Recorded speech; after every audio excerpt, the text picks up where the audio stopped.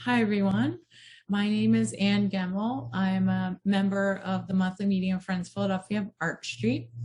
I have had a career in public service and went to quite a few schools in the region.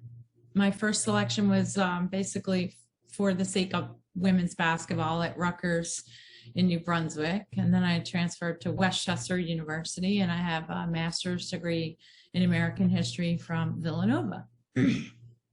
And I have three children. I raised them in the South Street, Queen Village area, and just graduated. The baby is now a high school graduate, so I'm at the beginning of a different phase in my life, which is quite interesting, and I'm able to have a little more time to do talks like this and be more engaged in my faith generally. So thanks, Lois, for having me tonight, and thanks everyone for joining. I just have a few slides. I'm going to time myself. I don't want to talk for longer than 15 minutes.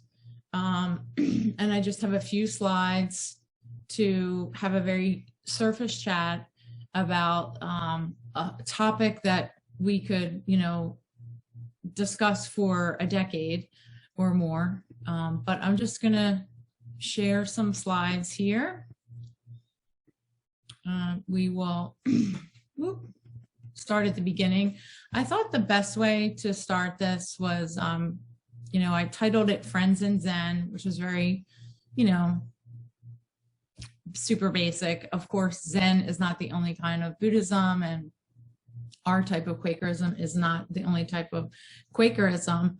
And this is, a humble surface chat. I was struck by a few things, and I'm often struck when sitting in meeting for worship, that it is meditation, and it's something that I try to do individually throughout the rest of the week, but I don't always do it. And I never feel the meditation is never as powerful as it is when we're seated as a community collectively meditating at Arch Street Meeting House. So I started looking at the bigger picture context, and I was surprised to learn, honestly, how minuscule the community of Quakers is compared to the world of Buddhists. There are 535 million Buddhists worldwide, and there's just a fraction of that number of Quakers. There's only not even 500,000 Quakers worldwide. In the US, there's 3.6 million Buddhists, which is 1.2% of all the Buddhists in the world live in the United States. Whereas in China, sorry for that typo. In China, there's 244 million, but China is not even the country that has the majority. There are some countries that have 94, 96, 97% of their population is Buddhist, but about 50% of the world's Buddhists live in China. And then with Quakers, as I looked more and more at my own faith, we unprogrammed Quakers are very unique. We're only 11% of all the Quakers. Most other Quakers are programmed Quakers around the world, and 49% of the world's Quakers are in Africa. And when I was looking around, again, this is a surface chat, so I was reading a few Wikipedia pages and some book reviews. I came across a book that might be an interesting follow-up for this talk by jointly written by a woman who was born Jewish and became Buddhist, Lama Zomo, and Reverend Matthew Fox, who was a progressive Catholic priest who was invited to leave Catholicism. And I think he became Episcopal. And anyway, he's a much more progressive type of Catholic. And these two people came together to discuss Tibetan Buddhism and mystical Christianity. And that is, I think, I was raised Catholic, and I have a lot of interest in early Christianity, the mystic part, the inner light, and that is what really drew me to Christianity. And so I thought the best way to look at, so my point in sharing the lotus and the rose was for people who wanted to delve more deeply into this, and who do think of themselves as, Christians, the meaning that the inner light does come from Christ and a connection with Christ, a relationship with Christ, as I do. You may want to look to this book.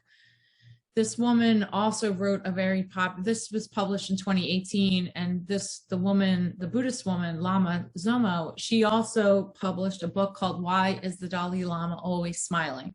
So those are some things I have on my list for a follow-up to the interest that was piqued just recently.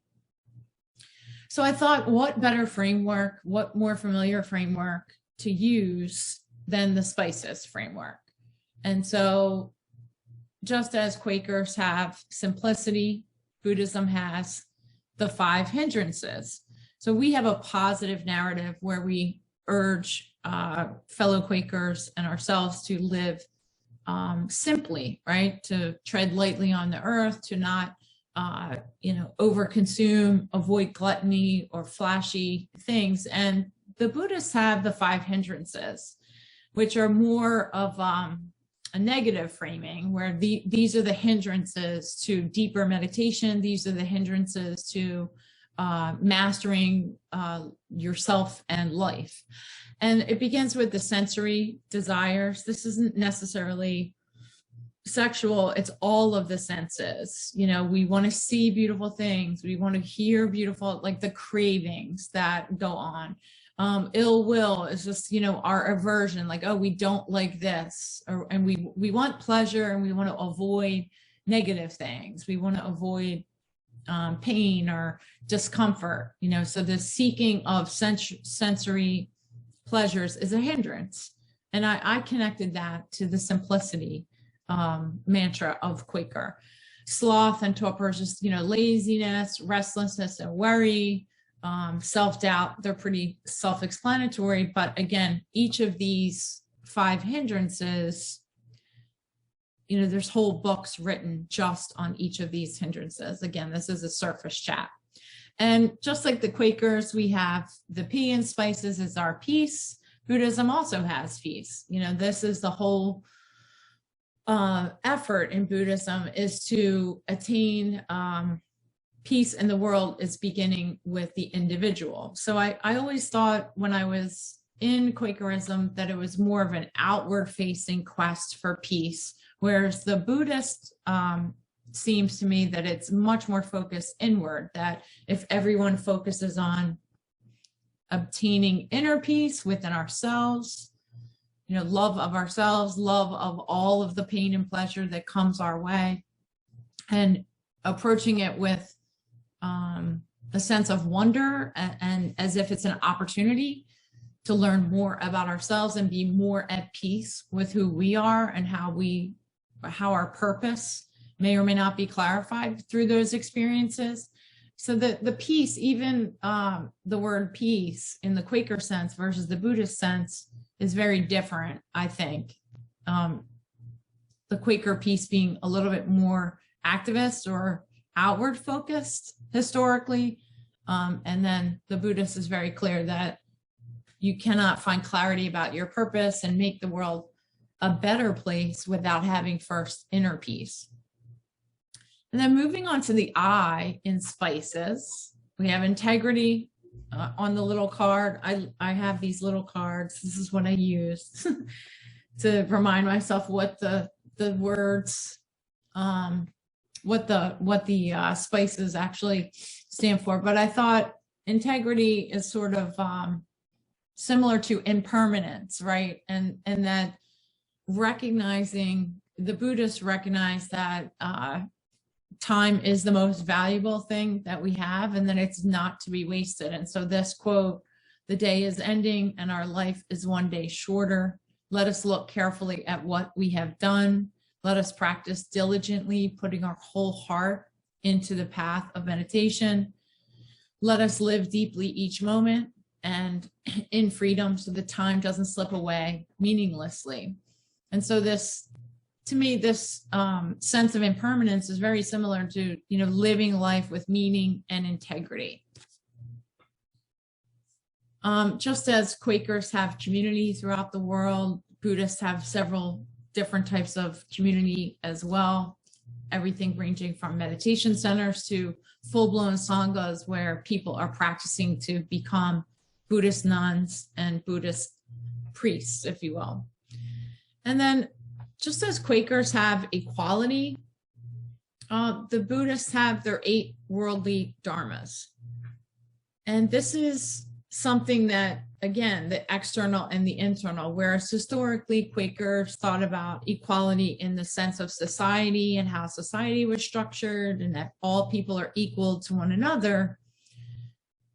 The 8 worldly dharmas are more about recognizing that we have opportunities for pleasure and pain. We're going to be presented in our lives with situations that will upset us, that will be praised, will be blamed, will come into fame, will come into disrepute. We will experience success and failure. And instead of looking at those things as something that is desirable or something that is not desirable, the Buddhists teach, at least from what I've read, the teaching seems to be that all of these things and these feelings and these experiences are part of a life. It's a part of a path, and all of them present opportunities to learn more about ourselves and our purpose in this world, in this lifetime, and that should, all of these experiences and emotions, feelings should be approached with equanimity, with a calm, with a sense of detachment, and that all of these positive and negative emotions are equally desirable because they equally present an opportunity to learn more about ourselves and our purpose in this life. And then lastly, the last S in spices is service. While Quakers have a sense of service, while Buddhism has a focus on suffering. And it goes both ways. On one hand, related to the last slide, suffering is when we wish things were not the way that they are. And mastering suffering, in a sense, is getting to a place where you can say that the suffering you're experiencing is an opportunity to take a deeper step onto your path towards peace, right? And it's similar to the serenity prayer, the long form of the serenity prayer. Most people know the beginning of the serenity prayer. It starts with, God grant me the serenity to accept the things I cannot change, the courage to change the things that I can, and the wisdom to recognize the difference, living each day at a time, experiencing each moment at a time, experiencing each moment, and accepting that hardship is the path to peace. And that's very Buddhist in a sense, accepting that hardship is your opportunity to a more peaceful existence, and that suffering is an opportunity. Quakers also work very hard to alleviate other people's suffering, and this is a idea also embraced by Buddhists, that our purpose in life is to work and serve so that other people's suffering may be alleviated. But the dilemma I found when I was reading the book that sort of triggered all this thinking, this inquiry started with the book by Pema Chodron, When Things Fall Apart. I thought it was a beautiful book, very accessible. She wrote it more than 20 years ago, I believe. And I really enjoyed everything that I've read in the book. The one dilemma that I felt, and maybe I'll put this to the group as the first question, if that's okay, is, what if suffering is the path to peace, then, and we're supposed to be detached from pain or pleasure,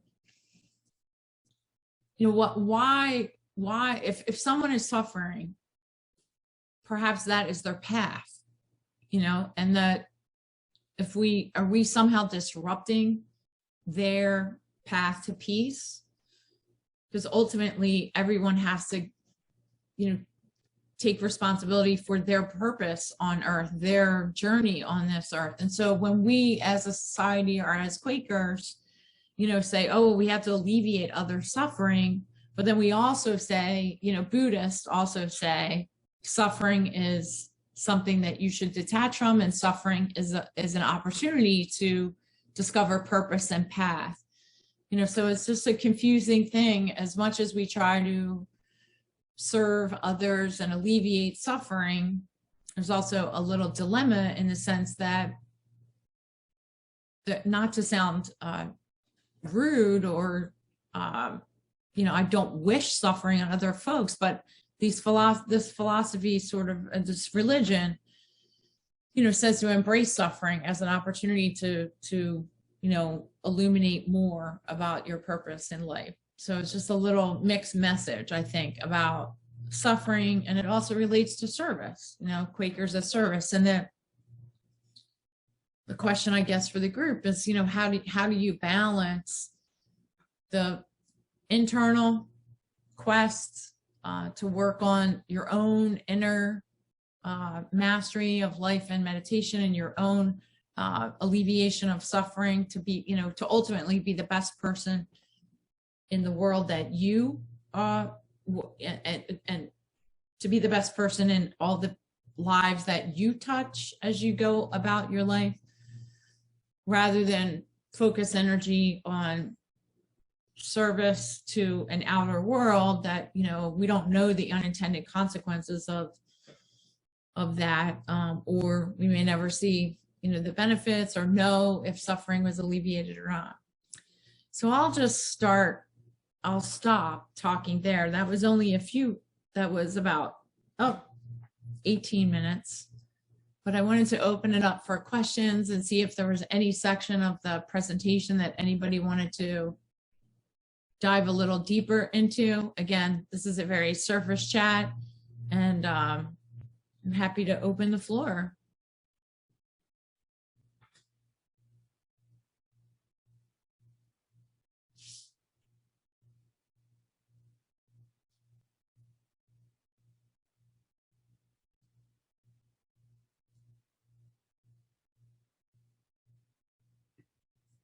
Tom, let's see, you're trying to unmute. Mute myself. Okay. I have a reaction to the last part. Okay.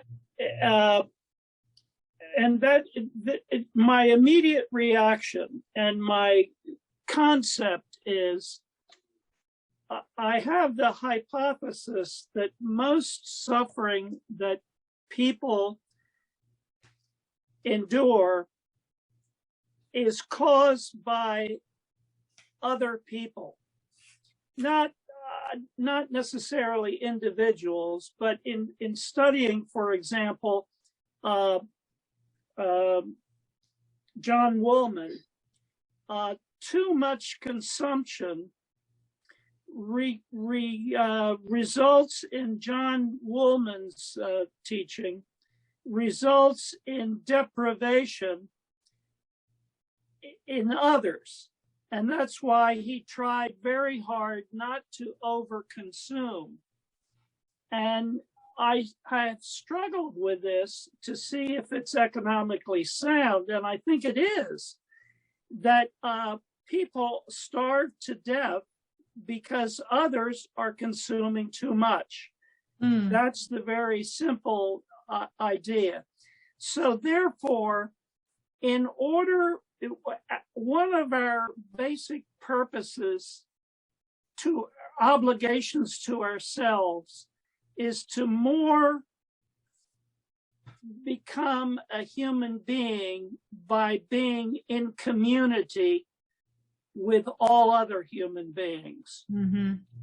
And therefore, in order to achieve that greater actualization and being a human being by joining with the mass of human beings and others human beings, the way you do that is to right that imbalance of some people causing other people's suffering. And that is my immediate rationale of how we benefit others and ourselves by helping others. Yeah, I think that's really well said, Tom. And that was a theme that was throughout the book that I read as well, the theme of interconnectedness. Buddhists write about that when they talk about meditation, and Pema Chodron has written about that as well. And that is actually something I've experienced in Quaker meeting. I've experienced that interconnectedness to the people in the room. And writ large, I think it is possible if humans committed to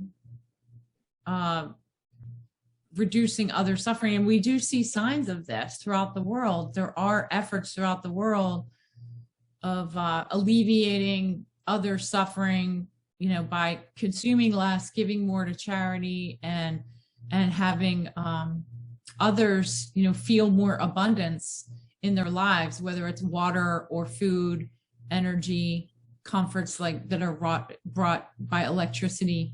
So it's increasingly possible in this modern era and with technology for a level of charity to become so sophisticated that we could have a world where John Woolman imagined, some people do with less so that others can have more and avoid deprivation. So I think that's really well said. Thank you for sharing that.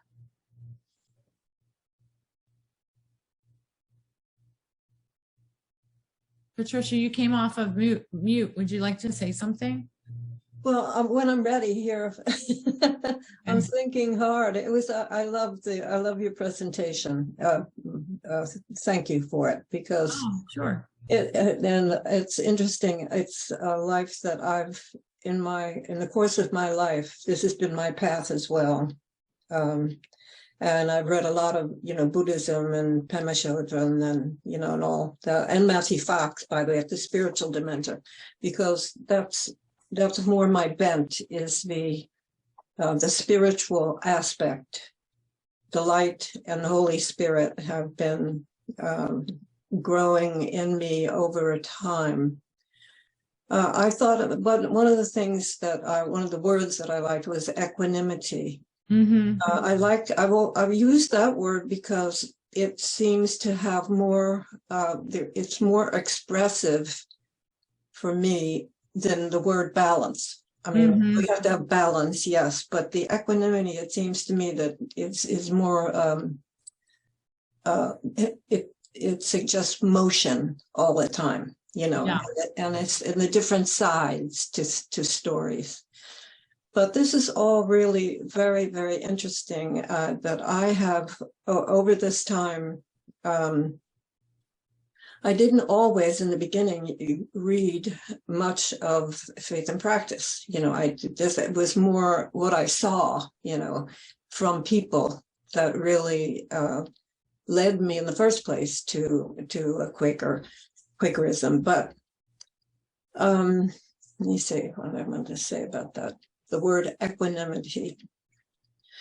For me, the light is the key in my Christian faith, which is, for me, it has taken me in this journey downward internally more and more and more, so that I find that the words that the Buddhists use, as well as the ones Quakers use, are true.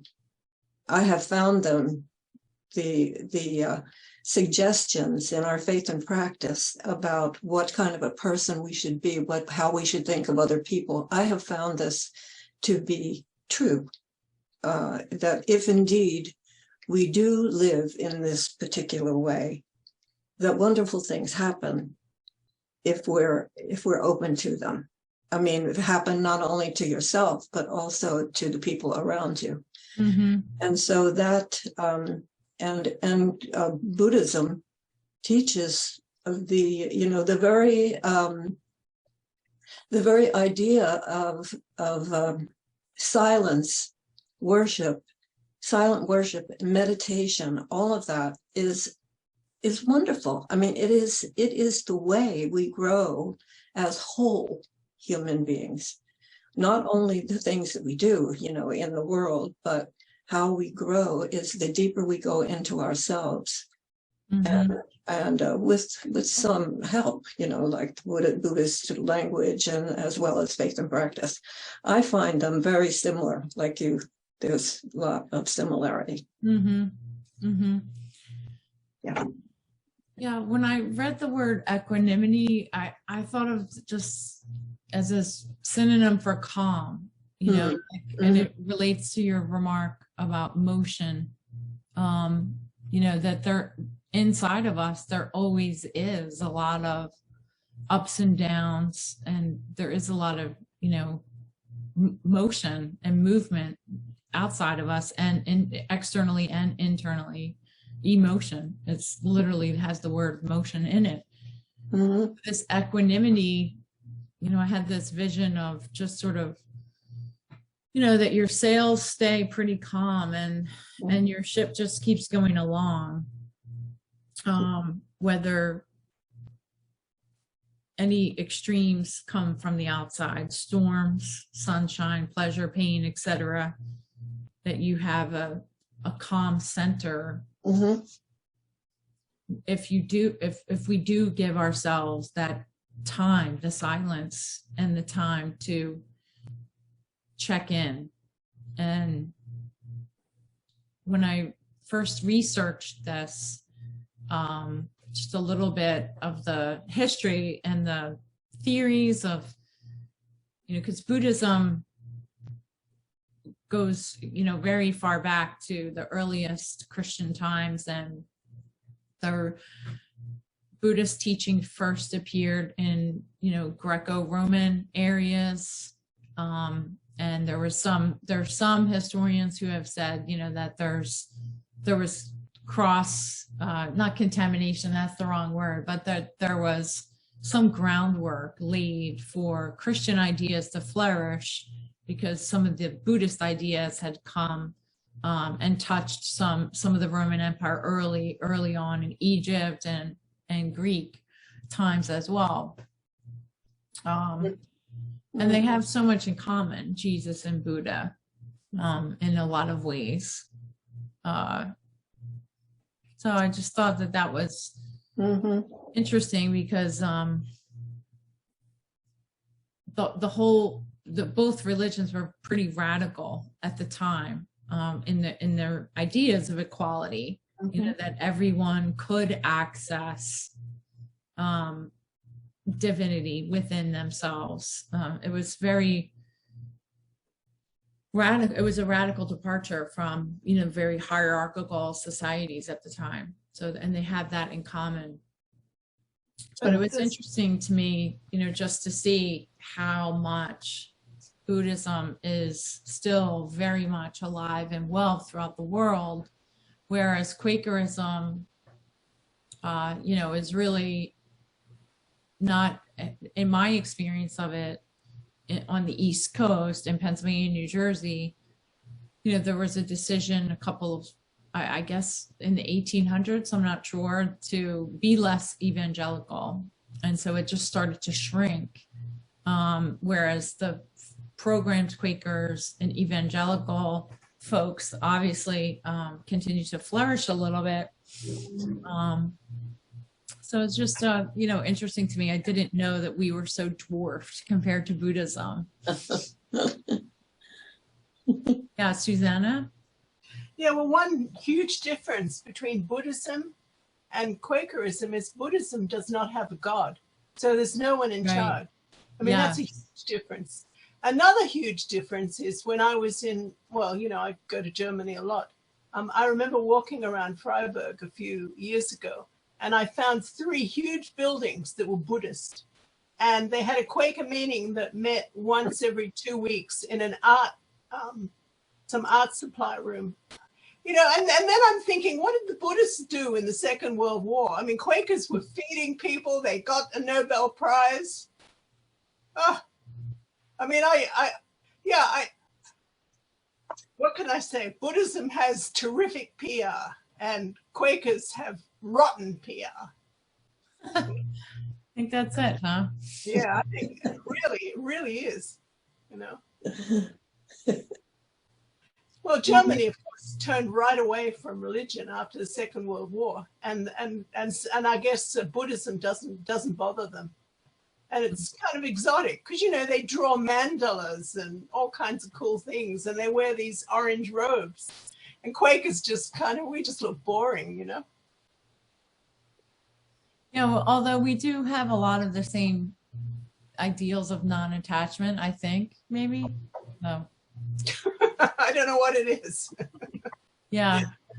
No, I'm glad that you mentioned that, you know, the major difference is the lack of, you know, that it's not monotheistic the way that but even inside of Quakerism, there's a pretty healthy strain of folks that are more humanistic. And I know that most Quakers are Christian, and of course the programmed evangelical Quakers are certainly Christian. But yeah, it's an interesting PR, right? That's, I guess it's not just public relations, but also word of mouth. You know, what is it about Buddhism that there's, you know, over 500 million of them, whereas Quakers, I mean, I guess we're just a subset. We are essentially a subset of Christianity. So I guess that's not really a fair comparison to compare Quakers with all of Buddhism, because just like Christians, Buddhists also have, you know, different sects and different arms and splits and doctrines throughout their whole religion. So, right, and some are militaristic. You know, and some won't stand on an insect and are completely vegan. I mean, they really are. Yeah. Yeah. Lois, you came off of mute. Did you want to add some? Yes, I wanted to address your original question. Oh, good. We're talking about the contrast between knowing that suffering is part of life and wanting to alleviate suffering. I think the core, as Tom mentioned, is community. That the world, everybody on the planet is community. So when we have something like a war in the Ukraine, it certainly doesn't help somebody who's involved in this war to say, gee, I wish it was not happening. But the rest of us in the world can do something so it's not happening. Right. So it's the community is the overall situation, and the fact that there are individuals who are suffering, we can try to make that as temporary as possible. Right. And right. They have to get through that experience because we can't stop it immediately. If they can keep their minds focused in such a way that they're doing what they can in that situation, I think it helps if they know there are other people outside of the war zone trying to help. No, that's an excellent point. Thank you for saying that. If I heard you correctly, you said that, you know, there really isn't a tension between service and suffering once you inject the idea of community and interconnectedness, true global interconnectedness of all humans. You know, community can alleviate as much suffering as possible through service to others. Is that pretty much, and the Ukraine example is a great example. Thank you. Does that make, okay, thank you. I think that was really well said. Do any of you have any other book recommendations for me or one another related to this topic. I put the one, I read some Pema Chodron, and there's another book that I have. It's called What If Buddhism is Real? And then this book, The Lotus and the Rose. But I'm guessing this is a very well-read, group. And I think, Pat, you mentioned a book, and I'm sure, Tom, you have some books that you might want to suggest. So please feel free to share any ideas of not necessarily directly related, but other books exploring, some connections between Christianity, Buddhism, Quakers, and other religions, or any sections of faith and practice. Because like Pat, I don't have a habit of referring to faith and practice very often. And that's something that I would like to strengthen. And then, of course, the Bible. I have Bibles in the house because my kids, needed them for school, and just was used to growing up with one, but I haven't really read much of one at all either. So I don't know if you have any suggestions or recommendations from other texts or authors. I would like to mention one thing. Can you hear me? Yes. Yeah. I noticed on one of your showings on that you mentioned that you quoted Thich Nhat Hanh. Yeah. Who died? There he is. Yeah, Thich Nhat Hanh. Yeah. Who died last year, and he was celebrated when he died, and he lived in the United States, as we know, and he wrote widely about this subject, about Buddhism and Christianity. Oh, and I was reading at the time of his obituary, and it was terrific reading. I don't have any quotations or any citations, but following his writing is, I think, very useful to the whole comparison of Buddhism and Christianity. Thank you, Tom. I appreciate that reference. So just if I heard you correctly, you suggested Googling his obituary, which referenced many of his books, and as a starting point? Okay. That's right. And I'm going to second that motion that Tom just said. Absolutely. Okay. Mm-hmm. Okay, great. Well, I'll leave this slide up so we can. I'm sure. Well, you're both familiar. I'm less familiar. I'll have to catch up on that.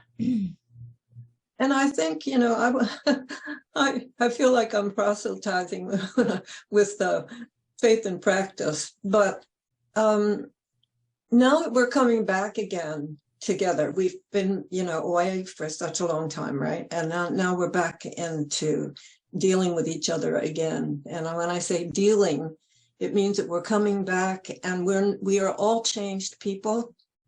From the time that we have been apart, we have changed and evolved the way we always evolve. We keep evolving. So we are not the same people that 2 years ago we were. And so as we're coming back, it's not only a good idea, I think, to realize that, to open ourselves up to this new me or new us, as we come back, but also to take a look at faith and practice. It's not a doctrine, but it suggests a way of being that Quakers have been this way for all the time. And that's why most of us are very attracted to Quakerism when we get to a certain time in our lives, if not, birth Quakers. So it's good to remember to go back. Well, it is good to go back anyway for whatever it is we're doing, to make sure we're on the same page that we were before, or have what has changed in our lives and what remains the same. I think it's a good idea to peruse it. I don't mean to read it every day for anything, but it is good to I find it very helpful myself, just as a reminder. Thanks, Pat. That's a great commentary for this slide, actually, that the things around us are impermanent, but we also change every day. We're constantly shaped by our experiences, our relationships, our health. So I just thought that was interesting, the balance, the concept of integrity, like what about us is rock solid and unchanging and focused and, reliable. And then the other parts of us that are impermanent and changing and evolving and growing, right? Growing is constant if you let it be constant, but it's also somewhat painful to just keep growing all the time, so That's right. it's better to have some spurts, some equanimity thrown in, right? That's human beings working it out. Right? Yeah, working life out. Exactly. Yeah, so I really feel like I learned as much as that this is a group discussion in many ways of where I'm the novice on here. So I really appreciate you guys, everyone joining. And I'm trying to remember, because I was part of a Buddhist group, meditation group, every Saturday night for a year and a half. Oh, nice. That was 1990 and to about the middle of 1991. And then our Buddhist leader decided to go back to England. Scotland. So that was the end of that. But it's the Dharma, the Sangha, and the Buddha, right? The three jewels. Yeah. Three is the Buddha, his teachings of the Dharma, and the Sangha is the community. The community. That was the issue. The community is incredibly important. That's but one thing that I do remember vividly is the concept that there's good in absolutely everyone. I mean, even the most evil person, there's something good in them, and that is something that I always enjoy. That everyone evil, you just try and find what the good is and work with that. Everyone's not 100% evil, and I like that. I really like that. The inner light. And do you think that's what that is? That's what that is, the inner light.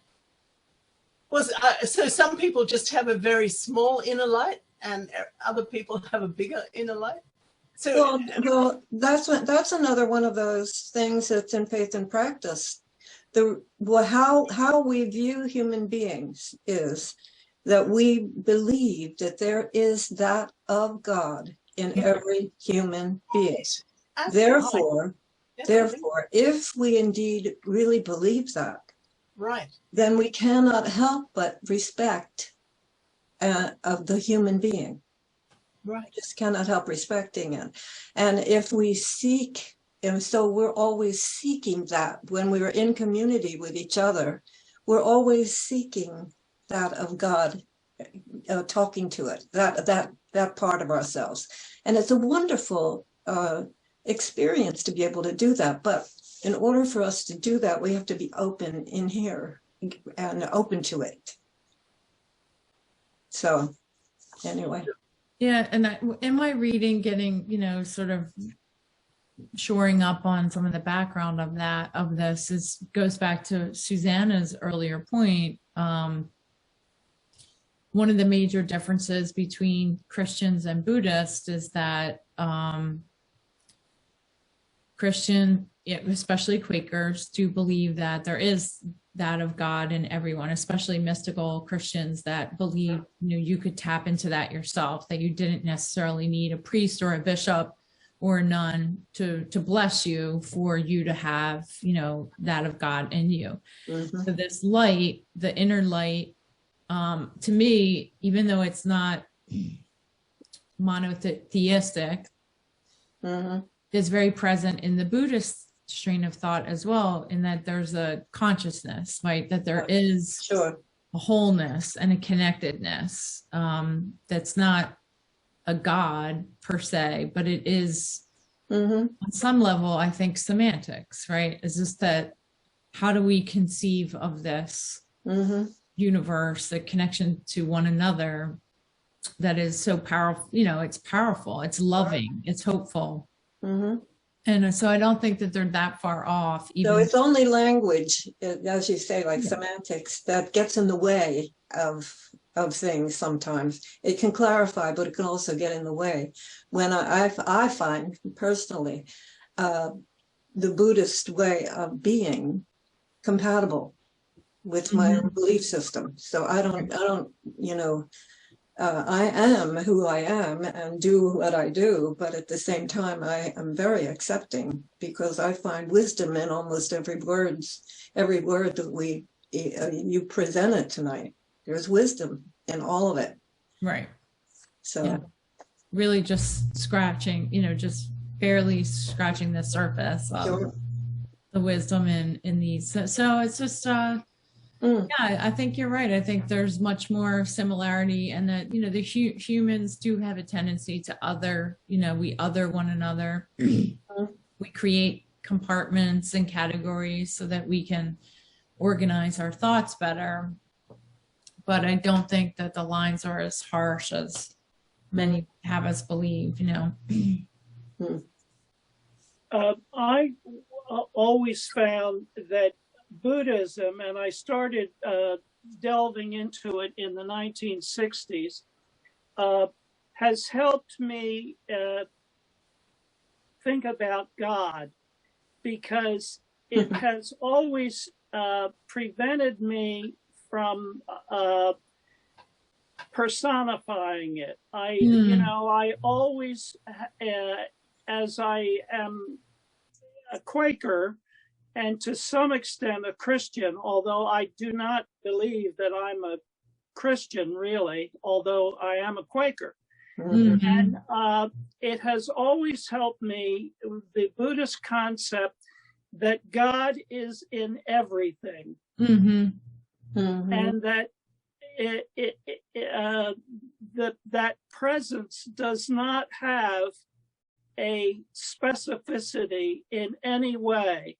So that as I walk the world, I'm surrounded in every manifestation by God, and therefore that's a friendly presence. And I think that my Buddhist concept of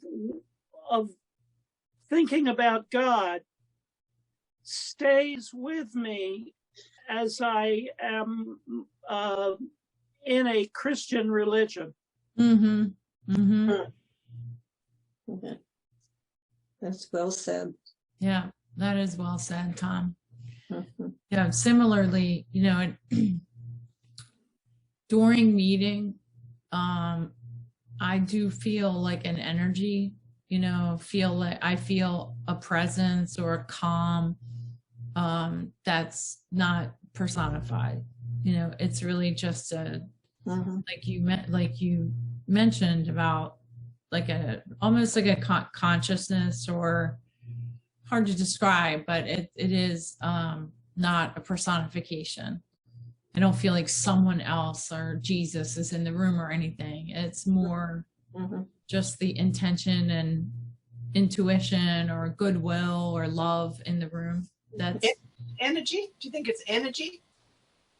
Is it energy you're thinking of?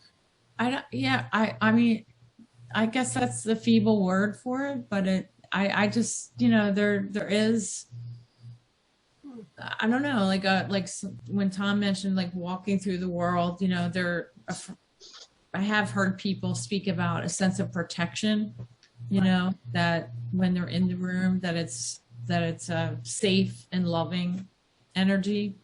Or and also it's interesting in relation to death, because in death you're only returning to the friendly presence of everything.